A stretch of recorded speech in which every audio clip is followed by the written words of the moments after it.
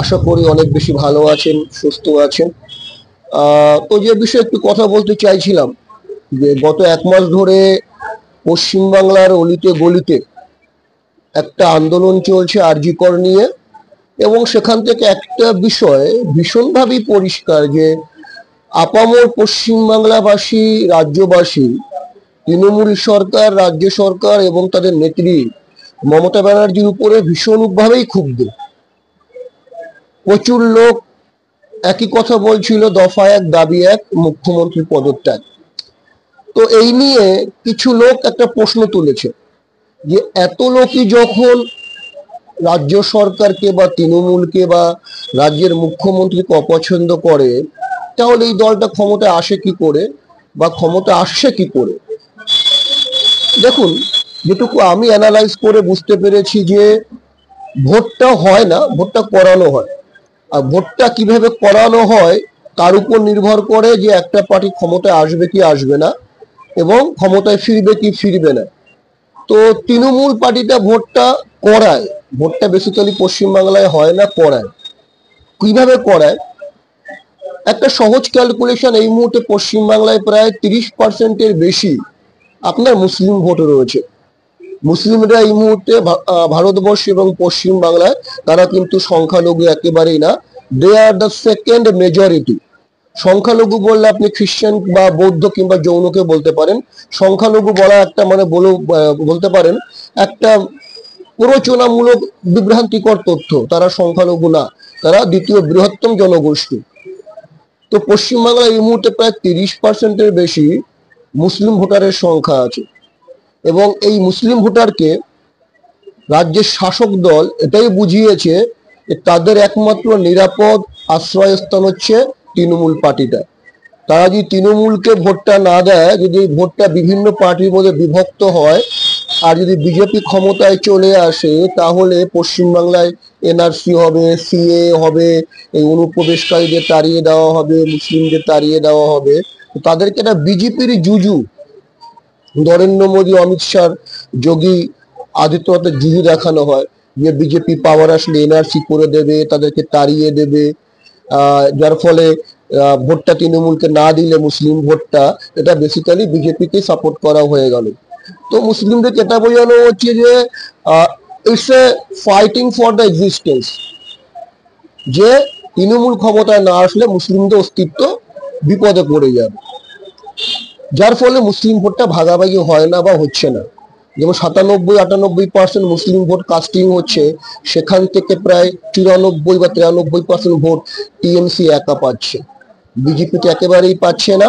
CPM ও Congress basically যে ব্যক্তিগত যে ভোট ব্যাংকটা ছিল, সিপিএম এর 11% বা কংগ্রেসের 8-9%, সেটাও তারা ধরে রাখতে পারছে না। কারণ মুসলিমরা বিশ্বাস করে এইটা যে বিজেপি ক্ষমতায় আসলে তাদের জন্য খুব শোচনীয় একটা দুর্দিন আসতে চলেছে। যার ফলে ওই 30% মুসলিম ভোটটা আগেই আপনার হচ্ছে ফিক্সড হয়ে গেল। এইবার বাকি আসে হিন্দু ভোটের কথা। প্রথম কথা, হিন্দু ভোট তো আপনার 100% কাস্টিংও হয় না, সেইটা একটা সমস্যা। 60%-61% গড়ে আপনার ভোট কাস্টিং হয়। তার মধ্যে পুরো ভোটটা আবার বিজেপি তো একা পাচ্ছে না, ওই ভোটটা আবার 3-4 ভাগে বিভক্ত হচ্ছে। কেউ আপনার বামপন্থী সে সিপিএম কে ভোট দিচ্ছে, কেউ আবার কংগ্রেসের প্রতি কমিটেড, কেউ আবার মনে করুন বিজেপি কে দিচ্ছে। আর যারা টিএমসি করছে বা টিএমসি কে দিচ্ছে, এমন অনেক হিন্দু পাবেন যারা এই পার্টিটা করে বলে তাদের ঘরের হাড়ি চলে, তাদের রুটি রোজগারের জায়গাটাই হচ্ছে তৃণমূল পার্টি।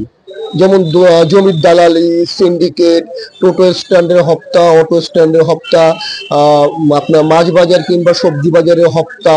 মানে তৃণমূল পার্টির কারণেই ইনকামটা, রুটি রোজগার আসছে, এবং তৃণমূল পার্টির কারণে সংসারটা চলছে। এবং এরা এমন অপরাধের সঙ্গে যুক্ত, যদি পার্টিটা ক্ষমতা না থাকে এরা জেলের পিছনে থাকবে। যার ফলে ডিরেক্টলি ইনডিরেক্টলি এরা কোনো না কোনো ভাবে তৃণমূল পার্টিটা করতে বাধ্য। যার ফলে 10-12% হিন্দু ভোট আলটিমেটলি হচ্ছে আপনার চলে যাচ্ছে তৃণমূলের খাতায়। তো 30% মুসলিম ভোট আর 10% হিন্দু ভোট, 40% এখানেই হয়ে গেল। তো একটা পার্টিকে ক্ষমতা আসতে গেলে, যেখানে আপনার 70-80% ভোট কাস্টিং হয়, যদি 40% ভোট পায়, দরবার তো ওখানে আপনার সিল হয়ে গেল। আলাদা করতে কোনো ক্যালকুলেশন লাগে না। তারপরে আবার শাসক দল হওয়ার সুবাদে আপনার বুথ দখল আছে, রিগিং আছে, ছাপ্পা ভোট আছে, বুথ ক্যাপচারিং আছে। ভোটের আগের দিন আপনার মনে করুন হচ্ছে বিভিন্ন এরিয়ায় গিয়ে যেখানে টিএমসির ভোট নেই সেই এরিয়ায় গিয়ে রাত্রেবেলা বোমাবাজি হচ্ছে, বা বিভিন্ন এলাকায় মফস্বলে যেখানে আপনার হচ্ছে পুলিশ বা হচ্ছে আপনার মিডিয়ার খুব একটা দৌরাত্ম্য নেই বা যাওয়ার সুযোগ নেই, সেখানে রাত্রেবেলা গিয়ে বিভিন্ন রকম থ্রেট দেওয়া হচ্ছে, টিএমসি কে ভোট না দিলে থাকতে দেওয়া হবে না এরিয়াতে, তাড়িয়ে দেওয়া হবে, বা ভোটার কার্ড কেড়ে নেওয়া হবে, বা লক্ষ্মীর ভান্ডার দেওয়া হবে না, বা রূপশ্রী কন্যাশ্রী পাবে না, বিভিন্ন রকম আতঙ্কমূলক কথাবার্তা গ্রাম বাংলার সহজ সরল মানুষকে, যাদের জীবনে বেঁচে থাকা লড়াইটা অনেক বেশি গুরুত্বপূর্ণ। কোন পার্টির ক্ষমতা আসছে তার থেকে বড় কথা হচ্ছে যে কেউ এমন এমন আপনার অসহায় ভোটার আছে যারা 500 টাকায় ভোটটা বিক্রি করতে বাধ্য হয়, 5 কেজি চালে ভোটটা বিক্রি করতে বাধ্য হয়। মানে এমন এমন এরিয়া আছে যেখানে শাসক দল এতটাই ক্ষমতা সম্পন্ন, তারা হয় ভোট দিতে যায় না, আর গেলে শাসক দলকেই দেবে, ছাড়া কোনো তাদের বাঁচার উপায় নেই।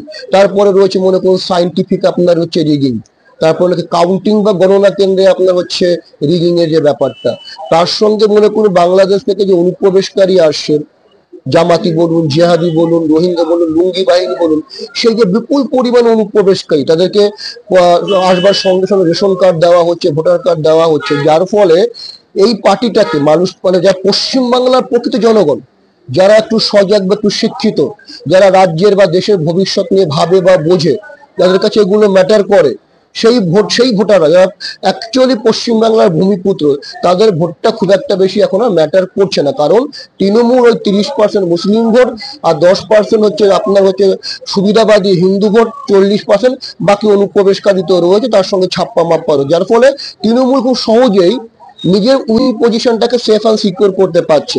বাকি যে 40-42% যে আপনার মনে করুন অ্যান্টি টিএমসি ভোট আছে, যারা পশ্চিমবাংলার সজাগ ভোটার, সেই ভোটটাকে একটা পার্টি ক্যাপিটালাইজ করতে পারছে না, কারণ সেই ভোটটা সিপিএম, তৃণমূল, কংগ্রেস, বিজেপির মধ্যে ভাগাভাগি হয়ে যাবে, যার ফলে এই লক্ষ লক্ষ কোটি কোটি মানুষ এই টিএমসি পার্টিকে বা শাসক দলকে বা মমতা ব্যানার্জিকে অপছন্দ করা সত্ত্বেও ওই পার্টিটা ক্ষমতায় আসছে।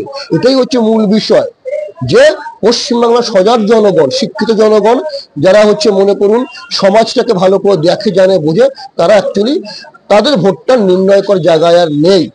একটা তোষণের রাজনীতি, একটা দুধেল গরুর রাজনীতি, একটা অনুপ্রবেশকারীদেরকে এখানকার নাগরিক বানিয়ে নেওয়ার রাজনীতির মাধ্যমে এই সরকারটা ক্ষমতায় আছে। এটা হচ্ছে আমার বিশ্লেষণ। আপনার চিন্তা ভাবনার থেকে ডিফারেন্ট থাকতেই পারে। আমি যদি ভুল বলি আমাকে অবশ্যই জানাবেন, আর ঠিক বলি সেটাও জানাবেন। আমি আশা করি আপনারা অবশ্যই রেসপন্স করবেন। ধন্যবাদ। আমার নাম দেবাশিস সরকার। ভালো থাকুন, সুস্থ থাকুন।